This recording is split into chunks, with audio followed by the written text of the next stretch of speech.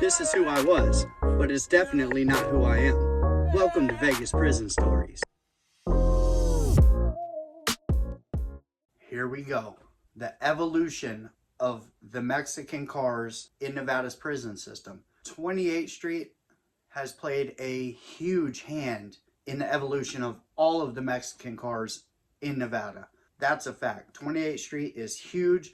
They've been around for a long time, and literally they are the core of everything, of the beginning, of the present, of the entire timeline.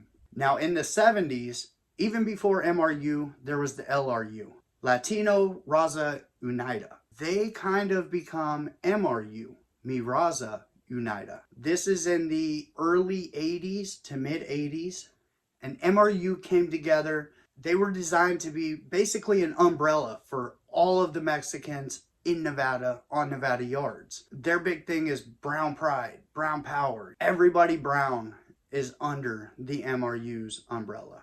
Now in the beginning, it's all about protection, power, unity, things like that, right? That's MRU's stance. Basically, they were looking at becoming the Nevada version of the Mexican Mafia, but not connected to the Mexican Mafia, their own version of the Mexican Mafia. These dudes, they ruled with an iron fist, right? They just violence, violence, violence.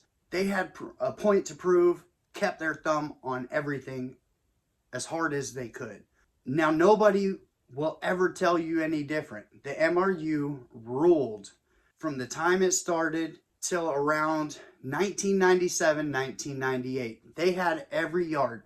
They had the fish tank yards. They had all the camps. They had every yard sewn up in Nevada. Nobody else did anything if they were Mexican. Now in 97, 98, the MRU goes to war with the Pisces. This war is very bloody. They're sending a lot of people to Lovelock, which is newly open. They're sending a lot of life flights out. Like, they are really going after each other. At this time, the administration, well, they decide to take all of the MRUs and send them up to Ely Max and shut them off from the rest of the yards. Basically, they are trying to end the reign of the MRU. Now, the MRU are steadily trying to get back to the other yards. They're filing lawsuits. They're doing everything that they can to get out of Ely Max, back to the yards, back to controlling their state. The Pisces are steadily dropping kites. If the MRU show up on our yards, we're going to kill them right away. If we see any MRUs, it's going to be a war. This is low-key administration. They have to act on this, and they have to keep MRU off the yards, basically, because these kites are coming in stating there's going to be a war. It's a dirty tactic, and low-key is bullshit, but it happened. Now, while all this is happening, the Serenos have the 213 car. They have the Sereno car, and they're sitting back there watching. I mean, they've been involved in skirmishes, and things have happened between the Surenos and the MRU, but the Surenos are smart.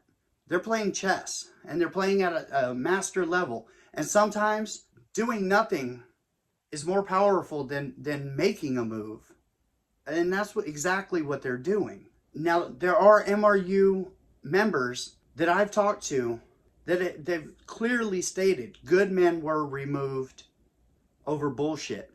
Good men were removed during all of this off the yards and got crossed out by the MRU for bad politics, basically. There was a shot caller for the Surenos, Santos from Matavilla. Santos came to the MRUs. He had gotten the information. Your top three are dirty. The top three shot callers of the MRU are dirty. They have bad charges. They have Jared from Subway type charges. The MRU, they don't want to hear it. These are our leaders. These are our guys. These are our heads. What are you talking about? They move on Santos. They stick Santos. The guy was right, though, the entire time. This is an example of a good guy doing what he was supposed to and being moved off the yard. The problem was Santos had found out, but he didn't have the paperwork right then and there.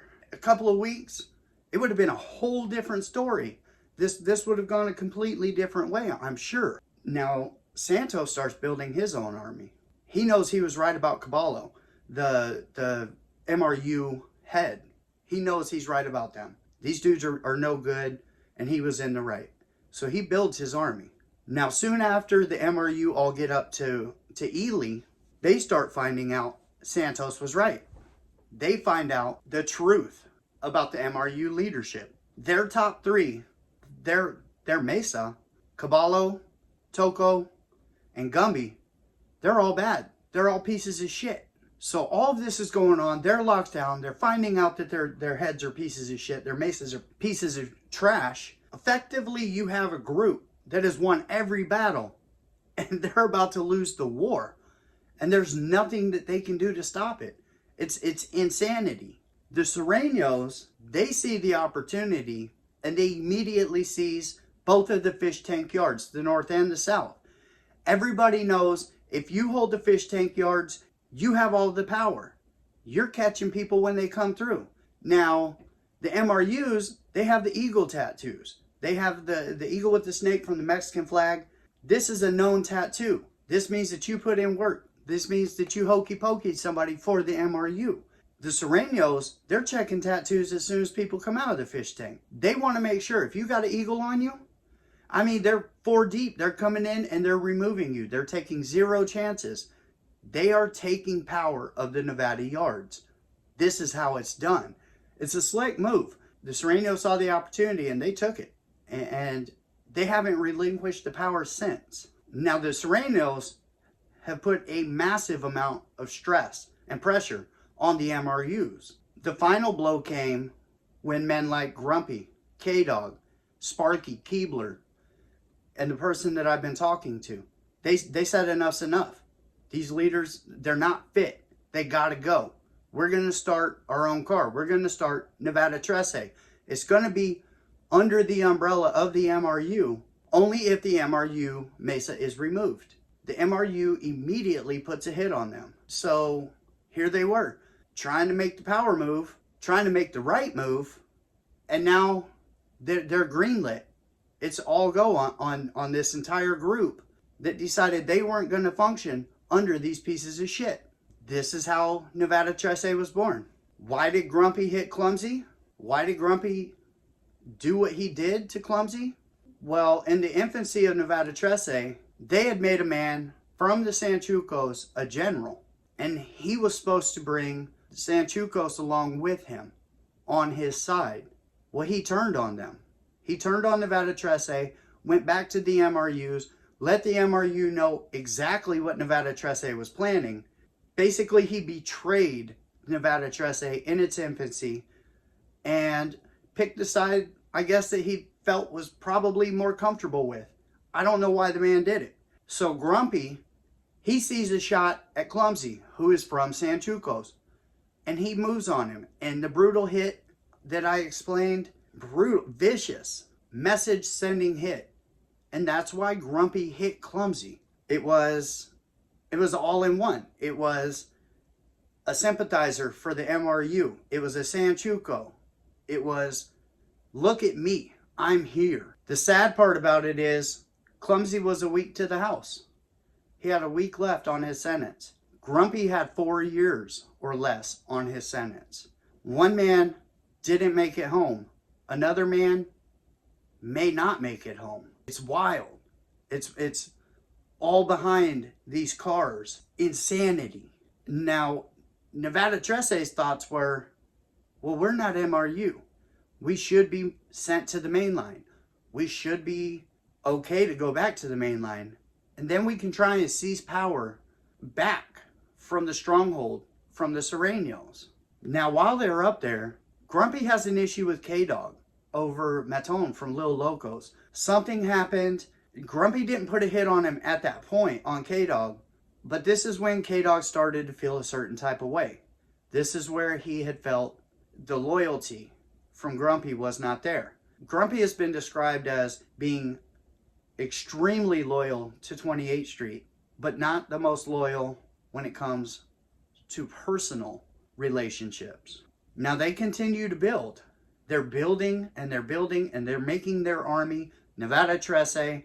Grumpy gets charged with Clumsy's murder finally. We're talking probably a couple of years after it happened. K-Dog is feeling all this pressure. Now Grumpy's gone. K-Dog has it all. K-Dog knows that Grumpy has already turned on him once. And then the administration comes. They pull K-Dog and they let K-Dog know, Grumpy's put a hit on you. Grumpy put a green light on you.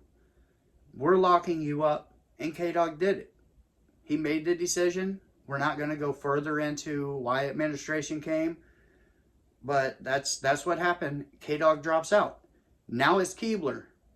Now it's Sparky. Now it's the man I'm talking to. They are in charge of Nevada Tressay. Now, because of faulty police reports, which we just completely uncovered, and because Sparky had obviously worked with the feds, and because all of the MRU's tops were dirty, Nevada Tressay gets labeled. They get labeled as a PC gang. They get labeled as rats, snitches, Jared's from Subway, that type of thing. But they're not. I mean, some were, but they're not under the MRU anymore. In fact, MRU has a hit on them. They have the green light on Nevada Tressay. And so Nevada Tressay is steadily, they got it coming from all ends. They're being called rats. They're being called pieces of shit. They're being called, MRU. They're being called all of these things. Their head dude is up facing a charge right now, fighting a case. The other head just walked away, and it's on. It's wild. At this time, NDOC sees a shot. Keebler is the last of the Mohicans. If we move Keebler out of state, Nevada Tressay will die here. They were mistaken. They were very mistaken. But that was their thought. So they shipped Keebler off. Now with what's left to run Nevada Tressay, they start building. They keep building. They're making their comeback, right? They drop the 13. They become Nevada Gangsters. They become Nevados, is what everybody says. It's Nevada Gangsters, NVGs. And then there's a slight offset, which I already explained with the NVOs. The NVOs are a non-factor when it comes to cars, Mexican cars in Nevada. They're by name, they're getting all of their clout from the name of the NVGs. But the NVGs have been doing everything to clean up their car. They've been going ham. Like, these dudes are not playing. They're cutting it in half. They're doing what they got to. And they're showing up and showing out. Now, the NVGs and the Serenos, they were programming for about 7 years together in Ely Max. They were even doing hits together, all of that, right? No problems at all. That's when NDOC decides, okay, we're good to move the NVGs down to the southern yard. Well, they hit the yard finally. I told you about all that. They were in the hole. Cell phone conversation was intercepted. Everybody tried to say the Surenos rode a kite. I know Surenos. Ain't no Surenos. Ain't no NVGs going to be writing kites on each other. They're gonna tell the NDOC, hell yeah, we can program. And then if there's a beef, they hit the yard, they'll get after each other. That's how they get down. Their answer is always, yes, I can program on this yard with these people. That's a fact. So it was a cell phone conversation that was intercepted. They pull them, put them back into the hole, and now they're shipping them back to Ely. Well, we all know about what just happened. Sparky and two others, they hit Grumpy and almost killed him, had him life flighted to UMC. MVGs moved on him. It was a tank full of MVGs. 3 of them moved on him with bangers on transport, waiting in the holding cell for transport. And simultaneously, you have an MVG that hit Angel Boy. Angel Boy's missing an eye now, almost died. They hit him in the temple. Both of these moves together show a high level of cunning, a high level of chess play. It's everybody, even the MRUs or the old school Nevada Tressay, the people, all of them have the same thing to say. They can't believe that Grumpy got caught slipping, and they can't believe how precise and good that went. It shows a level of gangster, and it really does. That's movie style stuff right there. That is, this is not something you see in even 50 years in a prison system. You're not going to see something go that smooth. And this is where we're at with it. The Serenos still have the southern yards. The NVGs shooting back to Ely, and we'll see where that goes. The Pisces, they're on every yard. They always will be. the NVOs are a non-factor, you know, and the Norteños are coming up. So we're still working on Norteño info. It's few and far between, hard to get a hold of. But this is a rundown of how the Mexican cars started from the beginning in the 70s up until now, really. I mean, there's filler in between of, you know, things happening here or people saying things here, but this is it. This is the story of the evolution. I hope you enjoyed this video. I hope it's very informative. Thank you immensely for coming and watching the videos, and hopefully this one gets a little bit better of a reception. I'm sure that there will still be haters out there that say that's not the way it happened. Well, stick it in your fucking tailpipe, bro, and put it in a can and kick it down the road. I don't give a fuck what you have to say. This is from the people that were there. This is their story. So, eat a bowl. With that being said, thanks for coming to Vegas Prison Stories. I appreciate each and every one of you, and I'll see you next time. Have a great day.